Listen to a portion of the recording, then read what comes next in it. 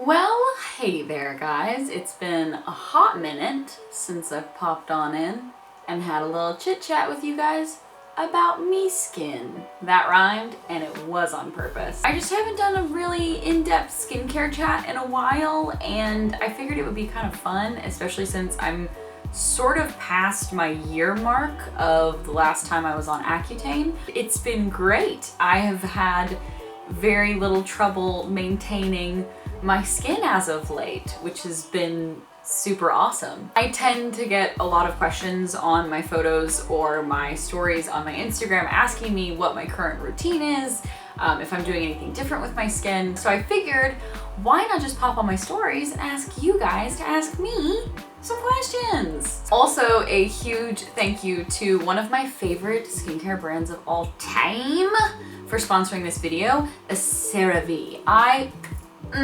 They are the number one. Even when I was on full Accutane crazy face, I was using CeraVe products. I was using the AM facial moisturizing lotion every time I would go run.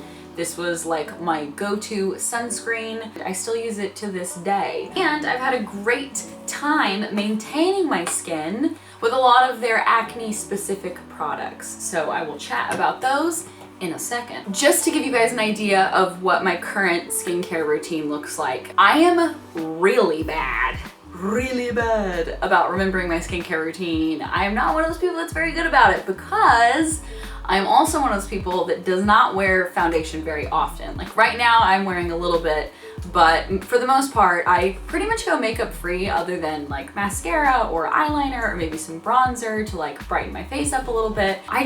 I've been able to maintain acne-free skin for so long that I finally got my dream of really just not having to think about it in the morning and sort of roll out of bed and get on with my day. But the problem with that is that your skin still needs nice care. It needs skin care. I needed to make sure to still do that TLC in the morning and the eve so that I'm not, you know, neglecting me skin. So in the morning time, usually what I'll do is kind of splash my face with water. And then if I have any like little bits of makeup or anything like that on my eyes, kind of like leftover, or like little raccoon eyes that I would have gotten from my mascara, I'll use like a little makeup remover solution or a toner just to kind of like wipe off that under eye. And then I'll go in with the facial moisturizing lotion and just throw that on so I have my SPF, and then do my makeup, go about my day. Super simple. I try not to overcomplicate things. So at night, my first step is to take off all my makeup. So I'll make sure to use a gentle cream cleanser just to strip everything off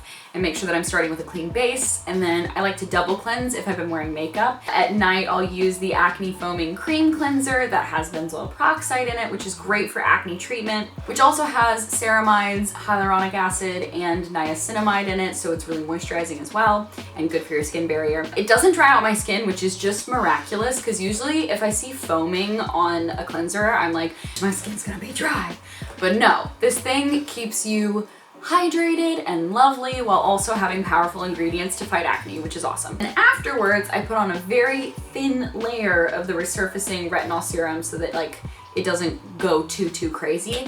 The main areas of my face where I notice a really big difference with this is my forehead. I get like a little bit of texture on my forehead just because I have bangs and I use hair products a lot. I have like finishing creams with fragrance in them and stuff like that. So I try to treat my forehead extra special. And then also I noticed a lot of change around the sides of my nose, because that's where I tend to not exfoliate the best or have buildup of like sebum or dead skin cells. And I feel like this actually really knocks that out and gives me like super clean pores around my nose, which I really like. I'll do that. And then to lock it all in, baby, you got your moisturizer. So facial moisturizing lotion PM, incredible texture, so smooth on the skin, and it's not gloopy or sticky or anything like that. It dries down super quickly but still feels really moisturizing, and it's just a lovely thing to have. So I'll put that on and then go to bed, wake up fresh-faced and feeling beautiful. I am pretty obsessed with oils as well, so if I'm having an extra dry day, I'll put an oil down first and then my sunscreen, then my makeup, and I'll do sort of the same thing but flipped for nighttime as well, where I'll like cleanse, make sure I put on my oil, and then put on my moisturizer on top if I'm having an extra dry day, which sometimes happens. So that's the basic skincare routine. Now let's get into some questions. First and foremost, do you feel your good skin had an impact on your mental health? Because I'm struggling a bit. I remember talking on YouTube about how I felt like I was spending a lot of my brain power thinking about my skin, thinking about what it was going to be like the next day, thinking about the products I had used the past week, thinking about like when my period was coming up, so when I was going to get hormonal breakouts and what that meant for me if I could go out that day. Just nonsense that bordered on obsessive, and it was not good for my obsessive personality disorders that I already have. And I didn't need that added problem of picking and obsessing over my skin. So definitely it has lessened the bad days. The bad days that I wake up and I just like can't handle things were usually the days that my skin was really, really bad. I mean, that's why I fought for so long to have acne-free skin. And that doesn't mean that you can't be beautiful with acne. It's not to say that. It's more that just it was one of those things that I felt like I was constantly maintaining, and in my own life, I couldn't put forth any more effort towards that. What foods do you avoid to prevent breakouts? Frenchie loves toast. I also love toast, aka I love all kinds of carbs. But I do find that one of the worst carbs for my skin is sugar. My body is just, it doesn't like sugar. My stomach hurts when I eat sugar, my teeth hurts when I eat sugar. I don't really like sweets that much. Like, okay, don't miss me with that sticky toffee pudding. I will absolutely go head first into that.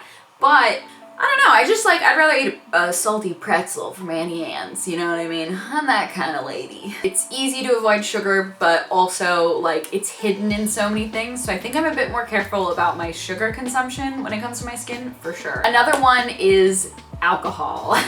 Since I had my like harsher acne treatment, I have noticed such an impact when it comes to alcohol on my skin. Like, I need to be drinking water pretty much 1-to-1 ratio when it comes to like a drink. So if I have a cocktail, I need to have a glass of water with the cocktail I'm having, or the next day my skin is wrecked, baby. It ain't cute. It's like Night of the Living Dead. Someone asked me, do you still treat your skin like it's acne prone, and do you break out after using certain products? I've realized my skin has been always kind of the same, like the texture has always been the same, but I've always treated it differently. So when I had really bad hormonal acne, I still had really sensitized, sensitive skin underneath all of that acne that would, you know, prickle up or get textured at fragrance, or if I was using a treatment that was a little too harsh right off the bat, it would sort of get a little bit of texture, and it would make my acne worse, but also there would be this secondary layer of like texture. And I never really understood that to be a negative thing, because I was dealing with the first and foremost problem, which was like an insane amount of hormonal acne on my chin. So it was never really my first problem, you know what I mean? But now that the acne, like the active cystic acne, is gone, that texture is what I notice if I use a product that's maybe a little bit too harsh for my skin or whatever. I still treat my skin like it's acne prone in a lot of ways, but not to the degree of obsessiveness that I used to. Like I said, I sometimes have a hard time remembering to do my skincare because I feel like my skin's good, so why do I need to do it? You know what I mean? But it's that like self-care and that love for my skin, for putting up with me and going through everything with me all the time, and putting up with Accutane and all of the acne treatments I put it on, the antibiotics, everything.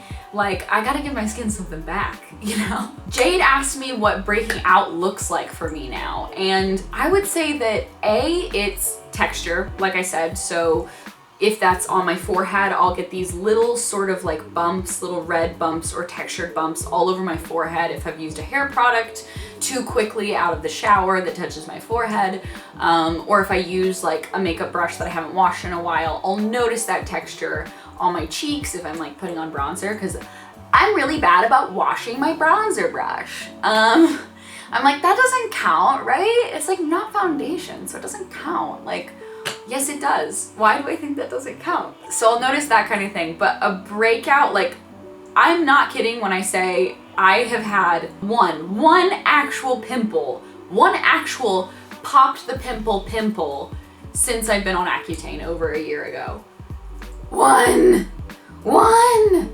So stupid. So that breakout was because I ate really greasy food and then didn't wipe my mouth properly. And then I went to bed that night. I like brushed my teeth, but I didn't like clean my skin. And I woke up the next day with literal pizza face. Like, I'm pretty sure it was Domino's. No, Papa John's. It was Papa John's stuffed crust. That's what got me. That's what did it. And that was the breakout. Was just one irritated red bump. It didn't hang around. I popped it and it said sayonara and left the next day. So that's what breakouts look like to me now, which is crazy. I cannot believe I'm able to say that. Tips on acne scars would be chef's kiss. Acne scars are the most stubborn things. Oils, baby, oils. It feels so counterintuitive. It feels so counterintuitive. Oils and retinol, baby. Retinol serum. You can literally get this one at the drugstore. It is so good for acne scars, seriously. Thank you guys so much for watching this video. I hope this was helpful in some way. It feels good to take this little victory lap around good skin lane. Like, I feel good about this and I feel really happy, so thank you guys. I'll be sounding off in the comments if you want to leave any more comments. I would love to hear from you guys, and we can chat live down there so I can see what you guys are up to. Once again, thank you so much to CeraVe for sponsoring this video. Genuinely, they are my favorite products at the drugstore. I've been talking about them for years.